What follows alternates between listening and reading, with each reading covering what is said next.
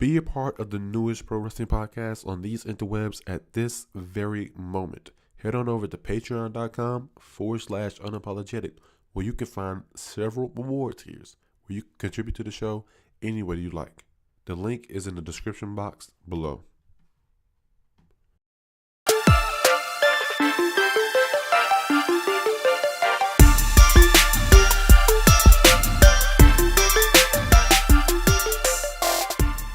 What's going on, family?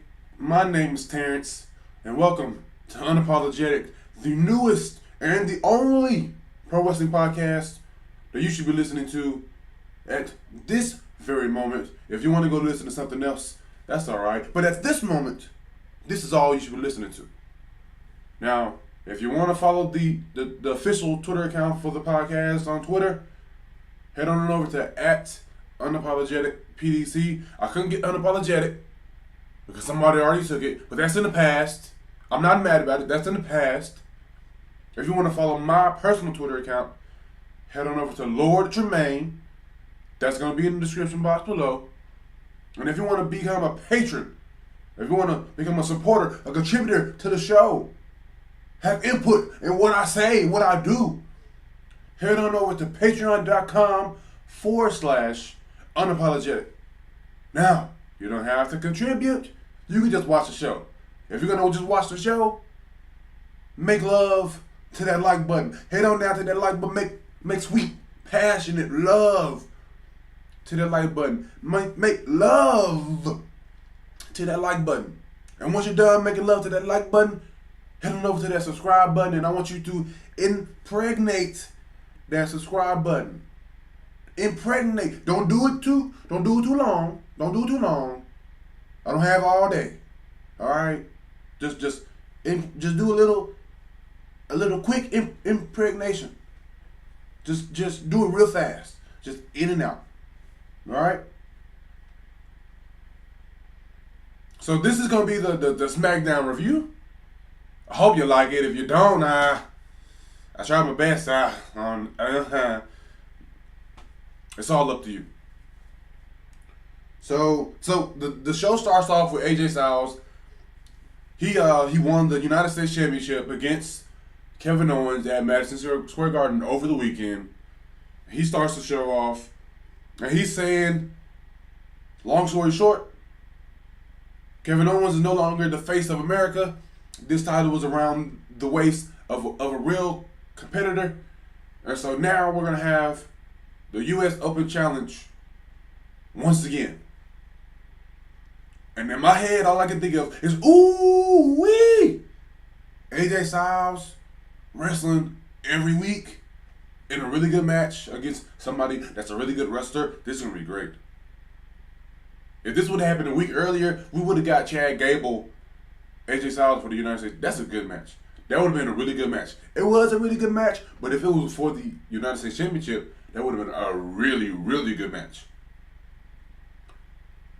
So AJ Styles is talking about, we're going to have the U.S. Open Challenge. And lo and behold, John Cena answers that challenge.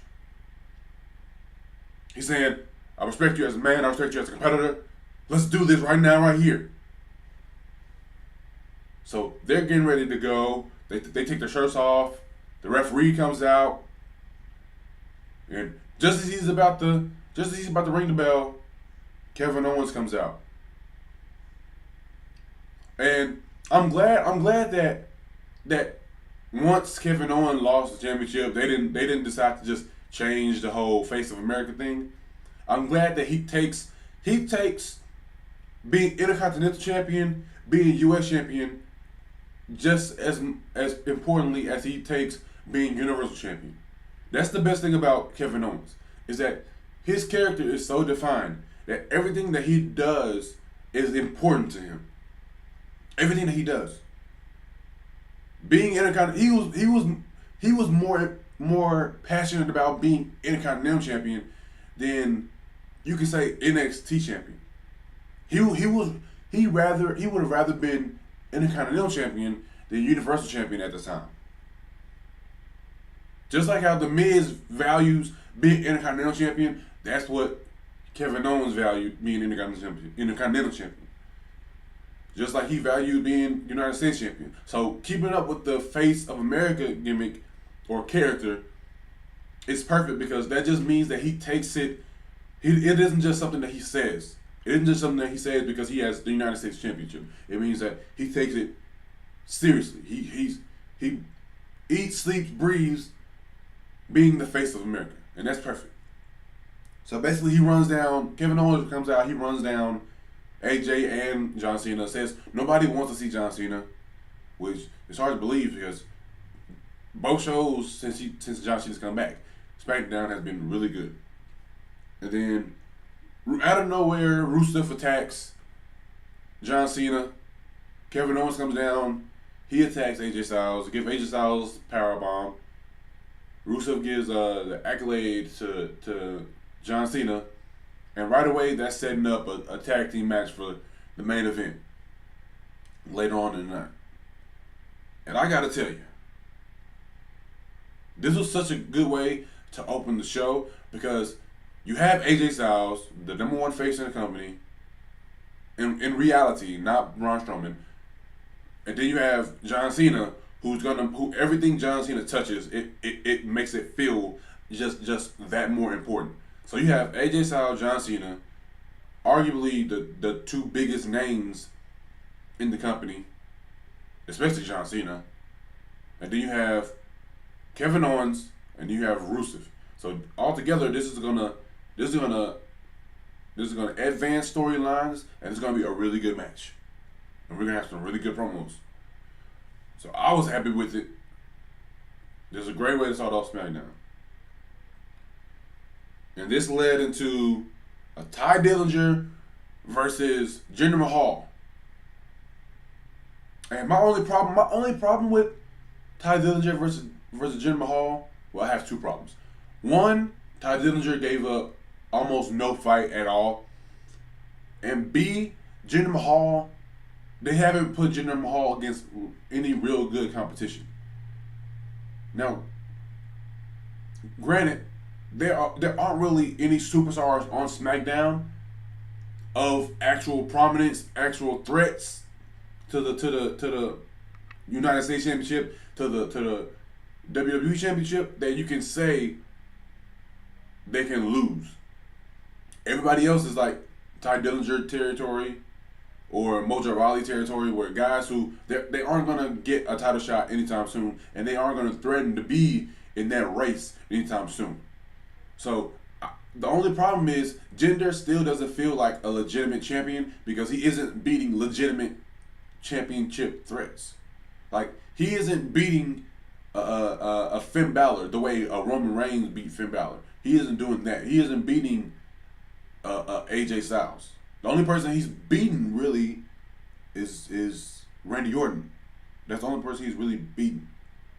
He hasn't beaten a John Cena. He hasn't beaten a Kevin Owens. Now, granted, everybody is already in storyline, so it's hard to just give him a guy. He hasn't beaten a Shinsuke, a Baron Corbin. That's the only problem.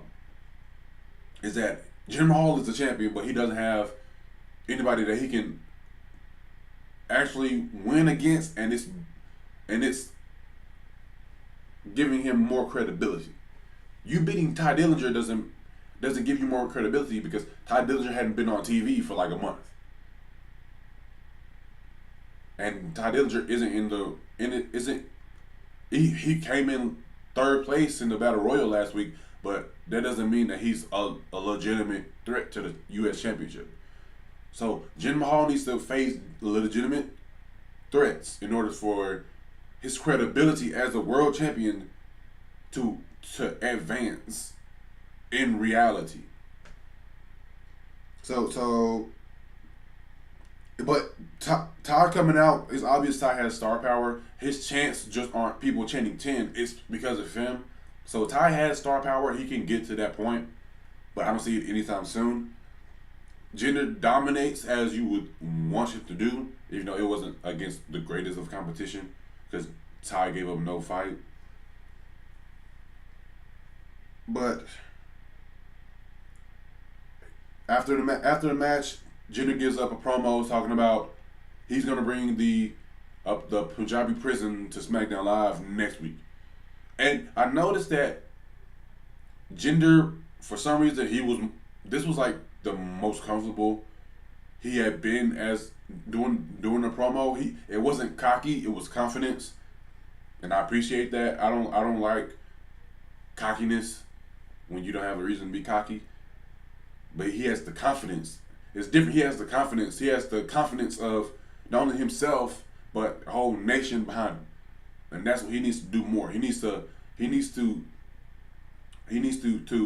enunciate, and he needs to project a little better than what he does because it's hard to hear him sometimes. But if he can project with the same confidence, then his promos will be good if they change from doing the same damn promos every week. And this led into Jey Uso versus Xavier Woods, and for my personal taste, this match, the whole thing felt awkward. Like Jimmy and Big E and Kofi, they were all thrown out, and the match just felt awkward during that period. It felt like they were thrown out awkwardly. I don't know what it was. I don't know if it was like audio, like the video, but it was really weird because it just felt like the atmosphere for this match was off, and I don't know what it is. I love it when wrestlers, when you know in real life wrestlers have great chemistry because they're really good friends, and that's what this is. This is the Usos and this is the New Day, and they're all really good friends. They all have great chemistry. You look at Up Down Down. Whenever these 5 people are in the same video, and it's just chemistry galore. It's one person is making everybody laugh, and one person is making themselves laugh. It's just great chemistry, and I love to see when people have great chemistry off screen and they get to work with each other on screen, because you know good chemistry off screen has the potential to lead to great chemistry on screen. And when you're talking about wrestling, that means if you communicate well outside of the ring, you can communicate well inside the ring and give a good match. But this was not that case. This was kind of lackluster in my opinion. The match was really short. Xavier Woods hit a diving elbow drop onto Jey Uso. Jey Uso was draped over the middle rope, and Xavier Woods hit a little diving elbow off of the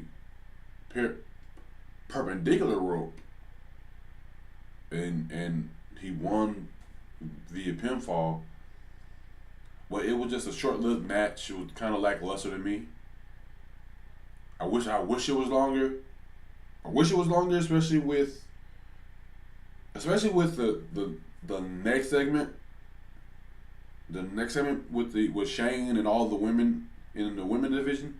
It kind of felt like that went on too long. So I wish this match would have had just maybe like another minute or two. But hey, we can't have what we wish for all the time. You know. I wish I wasn't going bald, but can't have what you want all the time. You know. I wish I had $1 million bajillion. Can't have what you wish for all the time. I wish Becky Lynch was my wife. You can't have what you want all the time. Do you understand what I'm saying? Okay. So like I mentioned, the next segment was Shane backstage. Naomi comes through and she's like, "Please." Wait, no. That was the latest segment, wasn't it? Am I tripping? Or am I? Yeah. Okay. Naomi's comes backstage with Shane. Shane's on the phone with Daniel Bryan. Naomi comes back and she's like, "Okay, who are you gonna make the number one contender, or who's gonna be the next championship match? And please do not say Lana." And then that's when Charlotte comes in and is like, "Please don't say Lana." And that's when Becky comes in and she's like, "Yeah, don't say Lana." And then Natalia and Tamina and Lana, they come in, and then Tamina is really awkward when it comes to back and forth. So she just said something to Charlotte like, "Hey Charlotte, you need to shut up." It's kind of like a couple of weeks ago when Charlotte said she was gonna make. She said Charlotte told Natalia she was gonna make Natalia look like James Ellsworth. And then, literally, the next person to talk was Tamina. And Tamina said, "Charlotte, you need to shut up, or I'm going to make you look like James Ellsworth." And it was like, hey, Tamina, you know Charlotte just said that, right? So why do you think you saying it is going to make everybody forget that, like, 2 seconds earlier, Charlotte just said the same thing? So I don't know what it is. I don't know if it's them writing for her or if it's just like, hey, to me, just you have one line to say, so you say something heel. But hey, Charlotte, you need to shut up. That doesn't fit Tamina. Tamina's supposed to be the Nia Jax of SmackDown Live, and you saying, hey, Charlotte, you need to shut up. Doesn't work for me. It doesn't work for me. Shane announces there's gonna be a 5-way elimination match at Battleground to determine the number one contender at SummerSlam for Naomi, which is a really long time for Naomi to not have a title match. But hey, Brock Lesnar didn't have a title match for like 3 months, so I can't complain.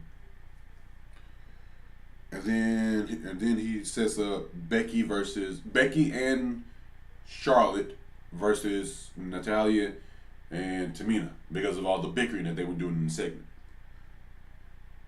They all leave. Carmella comes in and she has a piece of paper from her lawyer. It's a lawyer statement, whatever, talking about you need to bring back Ellsworth right now. This is unconstitutional. This is against the law. You need to bring back James Ellsworth right now. And then Shane is like, and he just rips it up. Which I wish he just rip it up. Don't tease me, Shane. Don't tease me, Shane. Just rip the damn paper up and get on to the next segment. And then Naomi and Carmella have a little showdown, and then Carmella storms out of the office like a little baby. You know, because that's her character. She doesn't get her way, so she pouts. That's a good character. That's a good character, by the way. Because if you want anybody to root against you, always be mad that things don't go your way. Remember Christian? Remember Christian? Whenever he lose a match, he would like lay in the ring and he would just start pouting and jumping around on the mat and throwing a fit. Hey, it got over. They got over because everybody knew. Everybody knew once he lost. Oh, he's about to throw a temper tantrum. Oh, he's about to lose it. And what did he do? He started flailing around like a fish out of water. Hey, that's a smart business strategy. If you're a heel and you're upset that you lost, fucking just throw a temper tantrum. Act like a fucking baby. Maybe you'll get your way. I don't know. Depends on how well you throw your temper tantrum. I threw a lot of temper tantrums when I was a baby. Sometimes I got my way, sometimes I didn't. It's all about how you do it. It's all make sure you cry. Make sure you got snot rolling out your nose.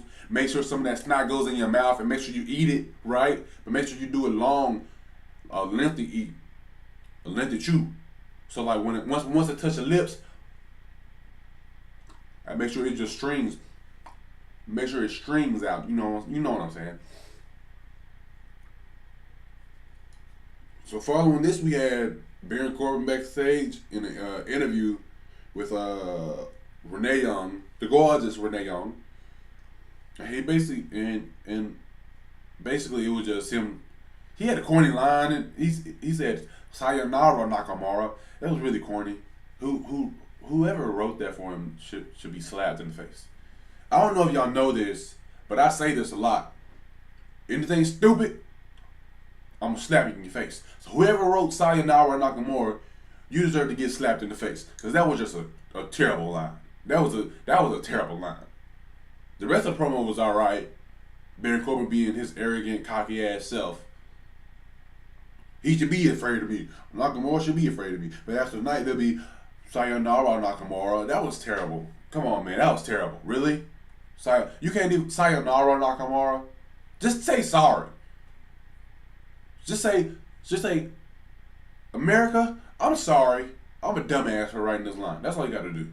Sayonara Nakamura. Really? Really? That doesn't make Baron Corbin look like a badass. That just makes him like a cornball with tattoos. That's what it look. A cornball with tattoos. Who says Sayonara Nakamura? Really? Really? Sayonara? Really? Are you serious? Just say goodbye. After tonight, Nakamura is gonna go goodbye, or see you later, or you're never gonna work in this town again. Something like that. Sayonara. Okay. So the interview led directly into Baron Corbin versus Shinsuke. And Shinsuke is a mega star. He's a mega star. And before the match started, all I could think of was, it's reported that Vince McMahon is, as he should be, extremely out of this world, extremely high on Kenny Omega. And he views Kenny Omega as, like everybody else in America, a star. And if he can offer the fucking world to Omega, he's gonna do it. And so I'm thinking, and I'm holding out hope. I'm holding out hope in my heart. In my heart right here. In my heart right here. I'm holding out hope that come January, we can get Shinsuke Nakamura versus AJ Styles versus John Cena versus Kenny Omega. That's all I need in my life. I don't need anything else at WrestleMania. I don't need anything else at WrestleMania. WrestleMania can be six and a half or 6 hours and 15 minutes of Flo Rida and Pitbull concert. It can be an all day concert with Flo Rida and Pitbull.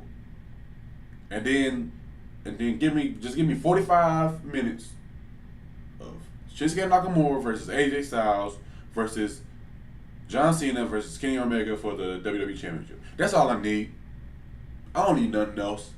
I mean, I need like a Sasha versus Bailey. I need that. I do need that. I need like a broken Matt Hardy situation. I need something. I need that stuff like that. But all I really truly need in my life is AJ. I'll deal with AJ Styles, Shinsuke, because that's way more than enough. Fucking throw John Cena in that shit, and then you throw Kenny Omega. Whoo, Lord! Instant dinger, instant ding, ding. That's what I'm doing down below. Ding. That's all I feel down below. Ding. That's all I need in my life. AJ, Shinsuke, John Cena, Omega. Fatal 4-Way, WWE Championship, WrestleMania. Make it happen. Long shot, but make it happen. So back to the Shinsuke versus Baron. Doesn't even start. Baron is making his entrance. Shinsuke runs out the ring and attacks him. They brawl in the crowd. The refs come in. Adam Pearce and Jamie Noble come out to stop, to break it up.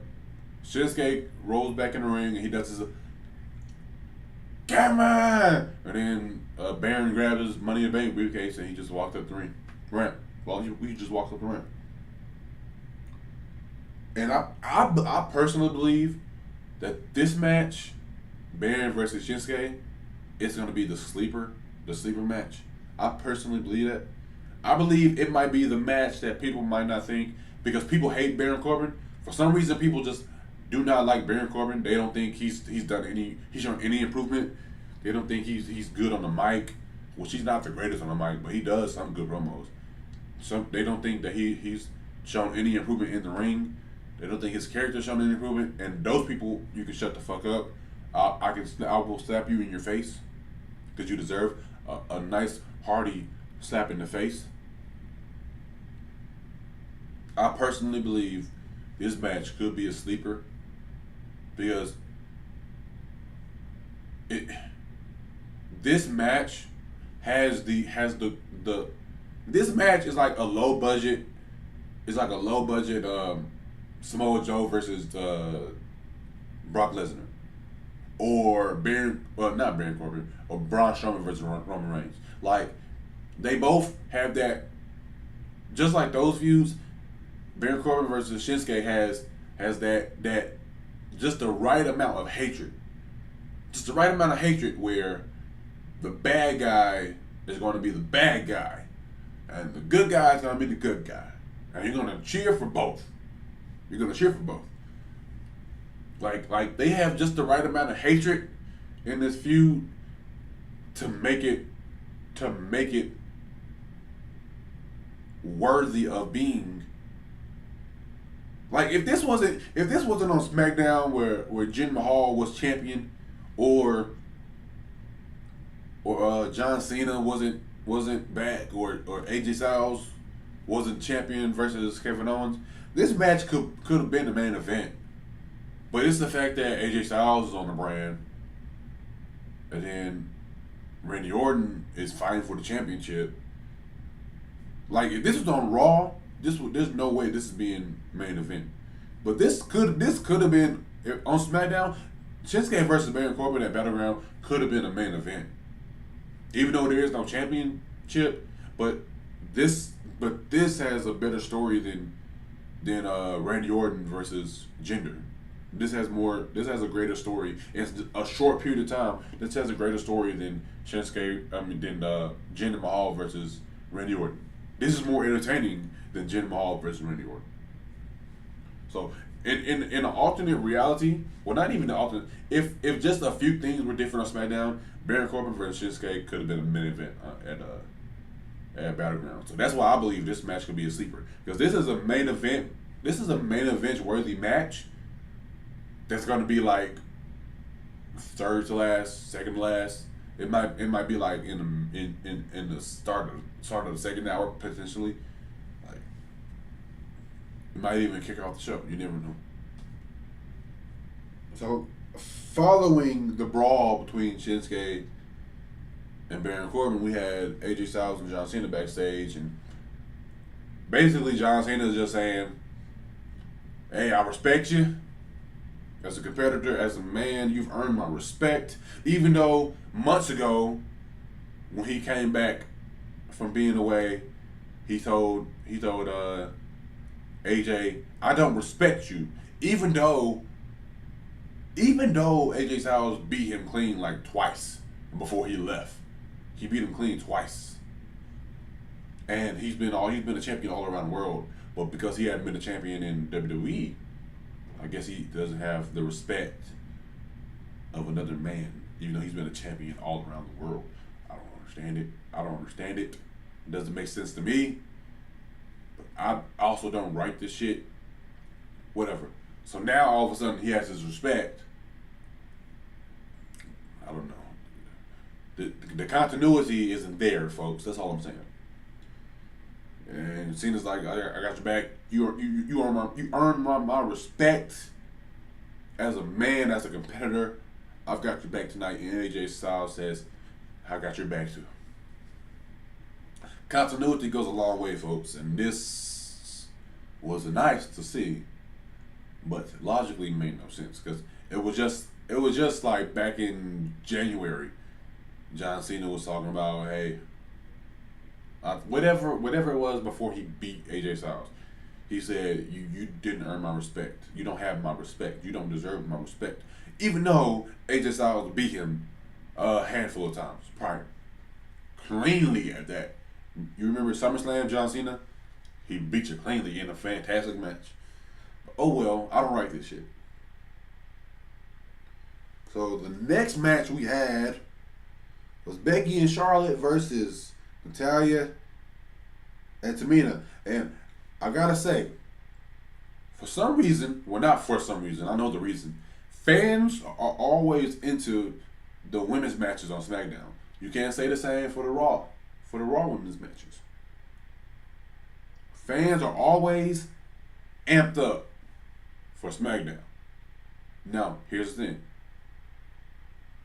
This SmackDown is the example of making the most with what you have. They have 2 hours. They have 2 hours. That's it. Raw has 3 hours to create storylines and create interesting storylines, to book very good matches, to create things that your fans will get invested into. And they fail almost all the time, including in their women's division. That's like the most prominent example. But SmackDown has 2 hours, and each week they involve all the women somehow, some way. 2 hours, they manage to involve. They manage to involve the women in some of the women in one segment, and then the rest of the women in the match. Whether it be like all the women in one segment, and then two of those women are going to be in a singles match, or all the women in one segment, and then 4 of those are going to be in a tag match. Some way, somehow, SmackDown in 2 hours, SmackDown manages to give the women more than one moment. They aren't just in a segment backstage, and then they're given a crappy tag team match, where the John Cena of the women's division is getting kneed in the face, and and her partner doesn't even need her help to win the match. Shit like that. Or the Bailey, this is your life segment. Like shit like that. So the fans on SmackDown Live, they're always into the women's matches because they're able to be invested in each and every one of these women in some form or fashion. You can't say the same thing about Raw. Raw is either Sasha or Alexa Bliss, and Nia Jax to a lesser degree. Bailey, you don't care about her anymore because they've done a shit job of booking her. And then Dana Brooke, nobody ever cared about her, except for that one moment when she turned face and turned on Charlotte because she couldn't take the shit anymore. And then Mickie James Mickie James doesn't have that nostalgia factor anymore. And Emma, I don't know. Emma just hasn't like caught on as much as she should have. And I don't know if that's because of creative or not. But SmackDown, from top to bottom, every single woman is dynamic. Every single woman has TV time every single week, and you're invested in each one individually for specific reasons, and it's fantastic. So the faces are in control for the start of the match, and then Natalya and Tamina they take control for the rest of the match. Lana comes out, and she kind of distracts Charlotte, even though she didn't really do anything. Charlotte just noticed Lana was ringside, and Charlotte kind of flipped the shit. And Lana distracts. Lana didn't even do shit. That's the thing. Charlotte was so focused on Lana that she went to go and try to like kick Lana and get her away from ringside. Tamina tags Natalya. Charlotte doesn't know because she's focused on Lana. Charlotte goes to do the figure 8. Tamina comes in, super kicks her head off. 1, 2, 3. Tamina and Natalya win. And when this happened, all I could think of was, okay, they suspended Ellsworth for like a month, right? They suspended Ellsworth. And Lana came out and did exactly what Ellsworth would have done. So I'm thinking Ellsworth is suspended. Lana is going to take his place. Lana is going to be Lana is going to be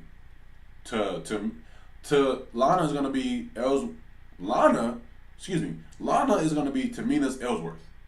Carmella has Ellsworth. Tamina has Lana. So Lana's going to interfere in every single match that Tamina has. I have no problem with it because it's going to help Tamina. Tamina's awesome. Tamina's going to go win that championship at some point. I don't know how. I don't know when. But Tamina's going to win that championship and it's going to be awesome. So following this match, we had Maria Kanellis, the first lady of SmackDown Live. Maria Kanellis, backstage. She's looking for Sammy. She knocks on the men's locker room. The phenomenal Chad Gable answers the door. And he had some nickname for Sami Zayn. I can't remember. But Maria is looking for Sammy. She asks if Sammy is there. Chad says no. And then Maria, she says she wants an apology for Sammy, but he's not there, so he can't give her one.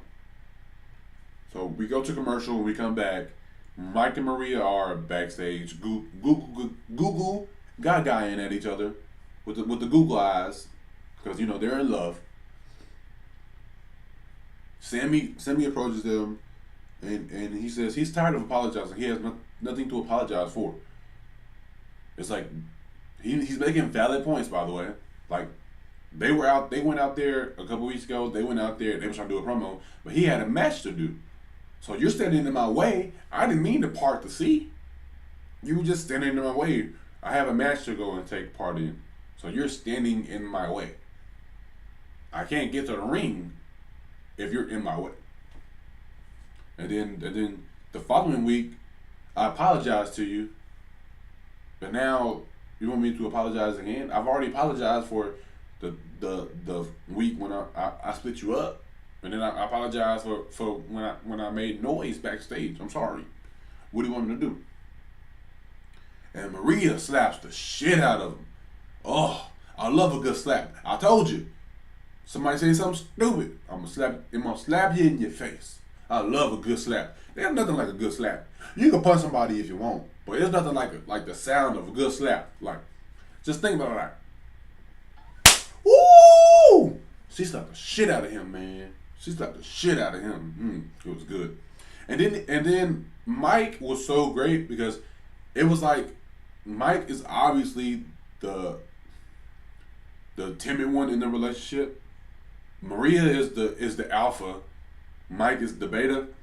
So Maria slaps him, and then Mike, almost cautiously and nervously, he like grabs a vase. And he breaks it over Sammy's head.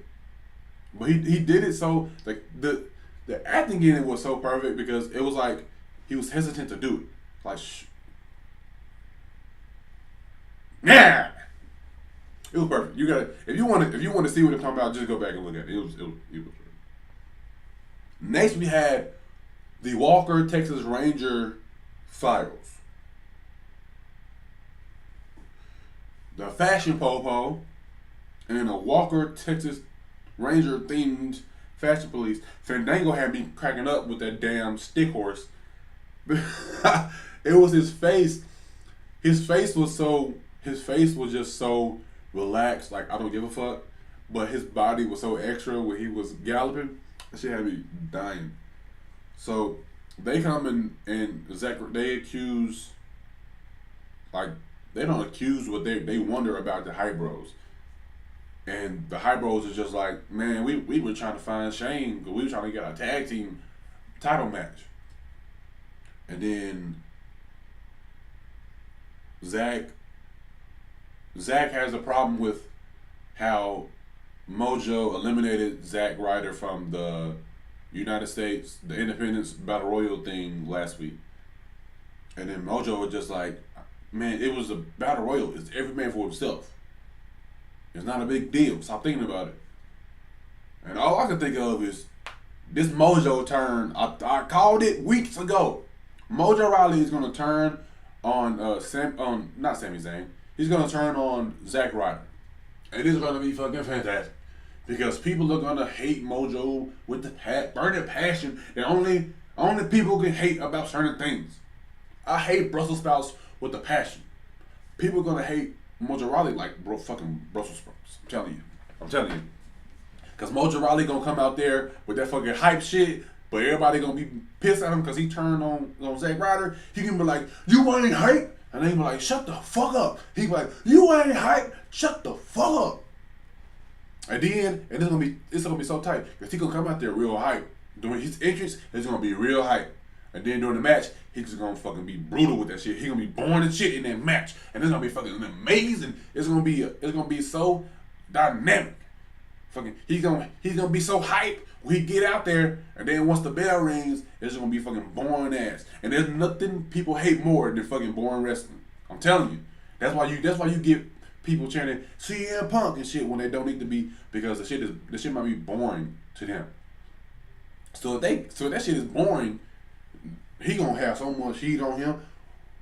I'm telling you, I called it weeks ago. Mojo Rawley heel turn is on the horizon. I told you. You heard it here first. All right? You heard it here first. All right? Then the fashion police, they say ghosts and aliens in unison. One person saying ghosts, one person saying aliens, and then they flip it, so it's the reverse. And then we get a poster of the Fashion X-Files. So now next week we're gonna get the Fashion X-Files. I don't know who the fuck. I called it as the club. I thought the club were gonna be the persons that were the reason for the attacks, but the club was just on Raw and they just beat the Hardys. So it's not the club anymore. I wish it was the club. I don't know who the fuck. I don't know what other tag team there is on SmackDown. I don't know. It's not the Ascension. It can't be American Alpha because they're pushing Chad Gable like a fucking Kurt Angle 2.0. Like, he's fucking amazing, and they're giving him every chance to be a singles competitor. And if they don't understand now that there's a market, there's a distinct market for Chad Gable being a singles competitor. There's a distinct market. He is at that level where he can be a singles competitor, and him versus AJ Styles can main event any pay-per-view, or it can be second to last match in a pay-per-view, and it's believable. People will be into it. If he can go toe to toe with AJ Styles, there's nothing else you need to do. You can't get more believable than going toe to toe with AJ Styles and holding your own and almost winning the match. There's nothing else. So it can't be American Alpha. It's not the Colognes. It's not the Ascension. It's not the Usos. It's not the New Day. You don't think they're not gonna turn the New Day heel? Who else is on the fucking brand as a tag team? I don't understand. Unless it is the Hype Bros, but that can't be the Hype Bros because if they're showing dissension in the group, they can't be unified going after another group. It makes no fucking sense. I don't know. So unless it's AO, the Authors of Pain, I don't fucking know. I don't know. So they've done a good job at pointing the finger at a bunch of tag teams and then crossing them out at the same time. So I don't fucking know who it is. I don't know if they have a fucking secret tag team. I don't fucking know. I don't know. I can't wait to find out who it is. This is burning me up inside. Finally, we had AJ Styles, John Cena versus Rusev, and Kevin Owens. And this was a really good match. This is what happens when John Cena is on the show. Because people are going to cheer, boo John Cena no matter what. No matter what it is, if John Cena is involved, the crowd is going to be into it in some capacity. They're going to chant, John Cena sucks. Or they're going to be, let's go Cena, Cena sucks. They're going to do it. They're going to do it the entire time. So then you add AJ Styles, and then you add Kevin Owens and Rusev. This is gonna be fucking phenomenal. So the match was fucking fantastic. Like any other tag team, traditional tag team match, the heels were in control of the match. And then there was a Pele. There was AJ Pele kicked Kevin Owens, and that transitioned into AA attitude adjustment from John Cena. The faces win. After the match, AJ and Cena, they do a little stare down. So we're getting AJ Styles, John Cena in the near future. Whether that's at SummerSlam, I don't know. It was rumored Cena Mahal SummerSlam, so I don't know. But we're getting AJ Styles versus John Cena for like the 15th time, and I don't give a damn if it's the 15th time. I don't give a damn. It's the 100th time. It's gonna be phenomenal each and every time. You know why? Because AJ Styles is in the match.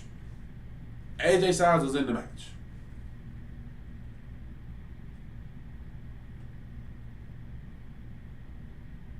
AJ Styles is in the match, man. What more do you need? You got AJ Styles, you got John Cena. So you telling me we might get SummerSlam last year again this year, and it might be even better? I'm all in. I don't need nothing else. But I do need something else. I need AJ Styles, Shinsuke Nakamura, Kenny Omega, John Cena, WrestleMania, WWE Championship. That's all I need in my life. Except for Becky Lynch as my wife, or Sasha Banks as my wife. All I need, and like a few $1 million. And when I say a few, I mean like 100 million. All I need in my life is that match. Becky Lynch is my wife, or Sasha Banks, but Sasha Banks is married, so I'm gonna respect that marriage. And a few 100 million is all I need in my life. So anyway, guys, that was SmackDown Live review. If you like what you heard, make sure to make sweet passionate love to that like button. If you don't know how to make sweet passionate love, go on Google and look up how to do it, and then translate that into that like button. I want you to impregnate that subscribe button, right? Impregnate that subscribe button, right? Follow the Twitter account for Unapologetic at Unapologetic PDC. Follow my personal Twitter account, Lord Tremaine, and become a patron for the podcast at patreon.com/unapologetic. But anyway, thank you for watching, and I will see you guys later. I don't know. It depends on when you. It depends. Bye.